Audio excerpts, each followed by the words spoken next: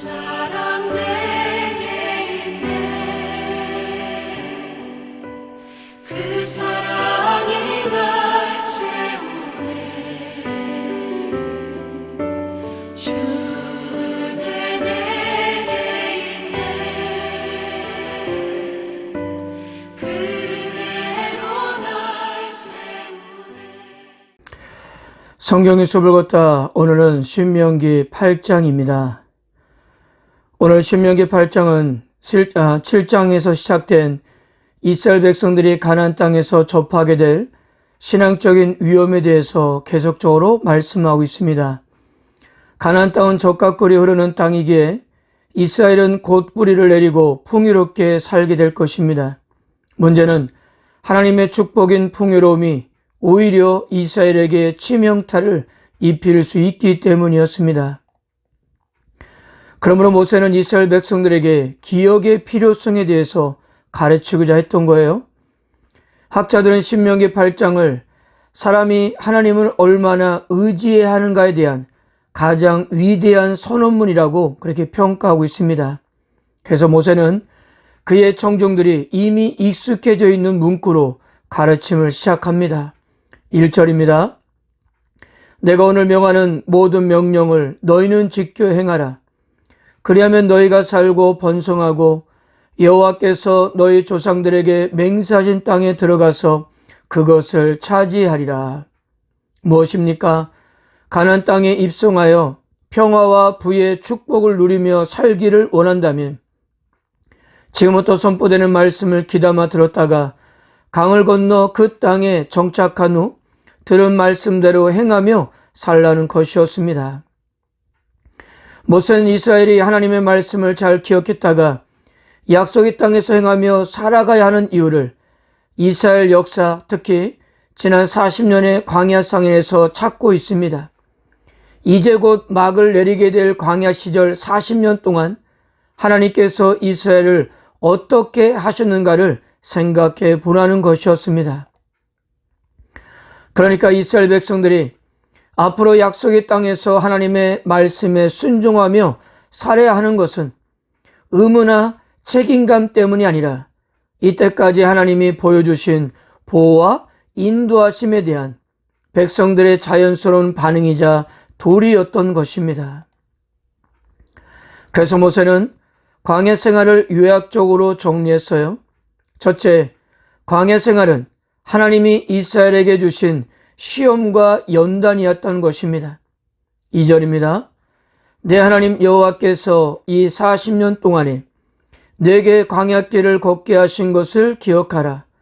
이는 너를 낮추시며 너를 시험하사 내 마음이 어떠한지 그 명령을 지키는지 지키지 않는지 알려 하심이라.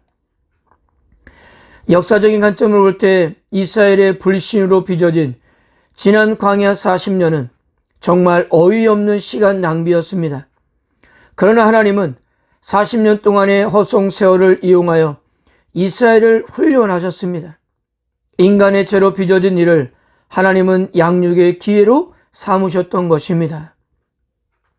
물론 광야 생활은 인간의 죄와 반역 때문에 시작이 되었지만 동시에 하나님의 선한 목적이 시작되는 사건이었던 것입니다. 자, 이 기간 동안 이스라엘은 신앙의 훈련을 받았는데요. 훈련의 목적이 무엇이었습니까? 하나님만 의지하고 그의 말씀에 순종하는 삶을 살게 하는 것이었습니다. 그래서 하나님은 이스라엘을 시험하기도 했습니다. 시험하다는 말은 시험을 들게 하다라는 말이 아니라 사람의 말과 의도를 증명한다는 뜻으로 그들의 진정성을 테스트하셨다는 말씀입니다. 둘째, 여호와께서 이스라엘을 시험하신 주제는 딱 한 가지, 곧 하나님의 계명을 잘 지킬 것인가의 여부였습니다. 그래서 하나님은 광야 시험을 통하여 이스라엘의 마음이 어떠한가를 알고자 했던 것입니다. 그들이 율법을 잘 지킬 의지가 있는가를 알고자 했습니다. 3절입니다.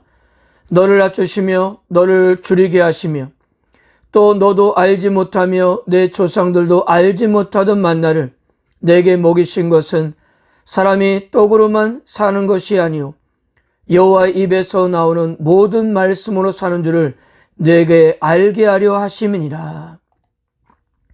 하나님은 이 시험을 통해 이스라엘이 얻기 원하셨던 교훈은 사람이 떡으로만 사는 것이 아니라 여호와 입에서 나오는 모든 말씀으로 산다는 것이었습니다.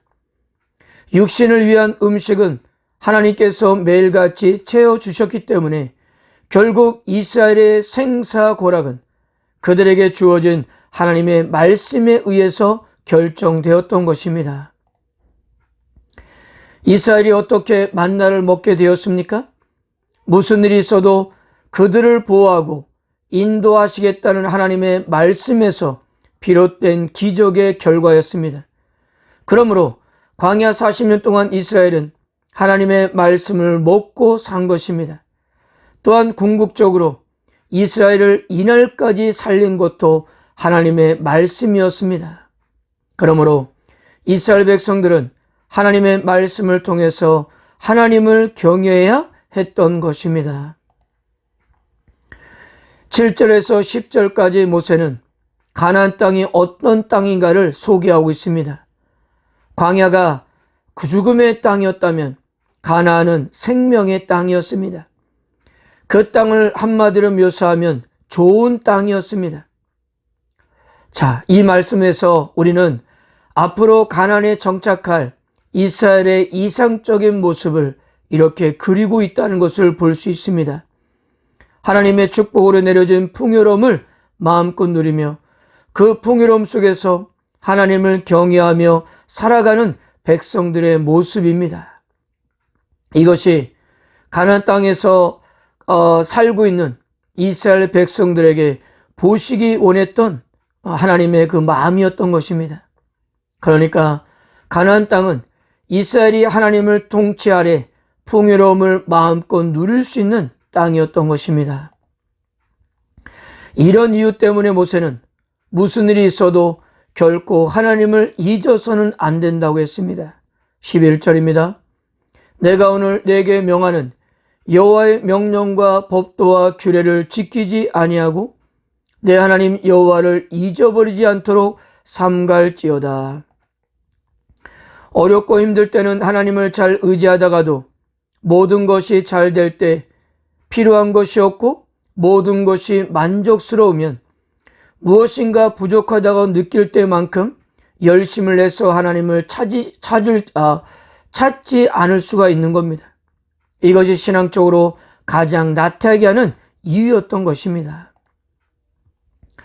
그래서 여기에 대한 모세의 처방은 하나님의 은혜를 기억하고 잊지 말라는 것이었습니다. 2절, 11절, 14절, 18절, 19절에 이렇게 기억하다 잊지 말라는 말이 계속적으로 반복되고 있는 겁니다. 이스라엘 백성이 여기까지 오게 된 것은 분명 하나님의 은혜를 힘입어서 가능한 일이었어요.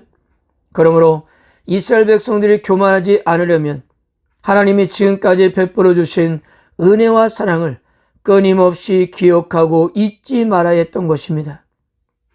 그래서 모세는 이스라엘 백성들이 잊지 않고 기억해야 할 하나님에 대해서 마지막으로 정리하고 있습니다.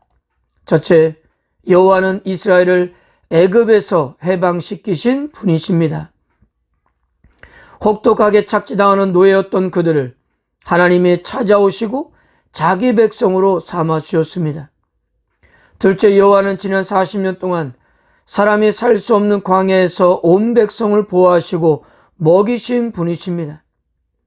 하나님은 그들을 고아처럼 버려두지 않으시고 지난 40년 동안 직접 그들의 안전과 의식주를 챙기셨습니다. 셋째, 여호와 하나님은 약속을 지키시는 분이십니다. 지금 출애굽 2세대들이 이곳 모압 평지에서 모여 모세의 설교를 듣고 있는 가장 큰 이유는 하나님이 오래전에 그들의 선조들에게 약속하신 것을 지키셨기 때문입니다. 사랑하는 성도 여러분, 우리들도 마찬가지입니다. 지난날 우리들도 이스라엘 백성들처럼 얼마나 불순종하고 하나님의 뜻을 거역했겠습니까? 그럼에도 불구하고 하나님은 우리를 버리지 아니하시고 끝까지 포기하지 않으시고 마침내 이 자리까지 오게 하셨습니다. 우리의 실수와 잘못으로 벌어진 일 속에서도 하나님께서는 합력하여 선을 이루시고자 끊임없이 훈련하시고 얼마나 세밀하게 인도해 주셨는지 모릅니다. 4절을 보면 이 40년 동안에 내 의복이 헤어지지 아니하였고 내 발이 부르트지 아니하였다라고 했습니다. 아마도 이것은 이스라엘 백성들이 광야 40년 동안 전혀 의식하지 못했을지도 모릅니다. 왜 자신들의 옷이 멀쩡한지, 왜 자신들의 발이 아프지 않은지를 말입니다. 그런데 오늘이야 그 비밀이 밝혀졌던 거예요. 바로 하나님께서 이스라엘 백성들의 삶을 그렇게 세밀하게 인도해 주셨기 때문이었습니다. 그들에게는 결코 구름기둥과 불기둥, 만나와 같은 눈에 보이는 역사만 있었던 것이 아니었습니다. 사소한 문제까지 신경을 써주셔서 자연법칙을 거스르는 은혜의 기적이 지난 40년 동안 계속되었던 것입니다. 사랑하는 성도 여러분, 눈에 보이는 역사가 없다고 하나님께서 우리와 함께 계시지 않는 것이 아닙니다. 지금도 하나님께서는 눈에 보이는 그런 역사보다도 더 많은 부분을 우리와 함께 하시면서 우리의 갈 길을 인도하고 계신 것입니다. 그러므로 우리가 지난날 하나님의 베풀어 주신 은혜에 대하여 의도적으로 눈을 감지 않는다면 결코 여호와 하나님을 잊을 수가 없는 것입니다. 하나님은 오늘도 이렇게 세밀하게 우리의 삶을 붙들고 있음을 믿으시고 하나님의 말씀에 기꺼이 순종하면서 그 뜻에 거하신 하루가 되시기를 주님의 이름으로 축복합니다.